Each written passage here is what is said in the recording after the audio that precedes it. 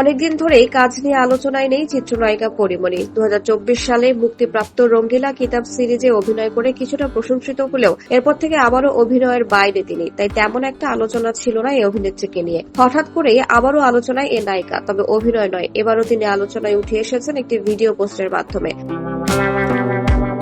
যা এর আগে একাধিকবার হয়েছে তার ছবি ও ভিডিও নিয়ে। এবারও সেই পথেই হাঁটলেন। সম্প্রতি তার নিজের ফেসবুক অ্যাকাউন্টে একটি 30 সেকেন্ডের ভিডিও পোস্ট করেন তিনি। ভিডিওটি প্রকাশের পরপরই সামাজিক যোগাযোগ মাধ্যমে ব্যাপক সাড়া পড়ে যায়। ভিডিওটি পোস্টের 20 ঘন্টার মধ্যেই প্রায় 16 লাখ ভিউ ছাড়িয়ে যায়। পাশাপাশি 46,000-এর বেশি প্রতিক্রিয়া এবং প্রায় 8,000 মন্তব্য জমা পড়ে। ভিডিওটিতে দেখা যায় অভিনেত্রী সুইমিং পুলে সাঁতারের পোশাকে রয়েছেন। লুক ও উপস্থাপনার জন্য অনেক ভক্তই প্রশংসায় ভাসিয়েছেন তাকে। কেউ কেউ মন্তব্য করেন বাংলার লেডি সুপারস্টার, আবার অনেক আগুনের ইমোজি দিয়ে প্রতিক্রিয়া জানান।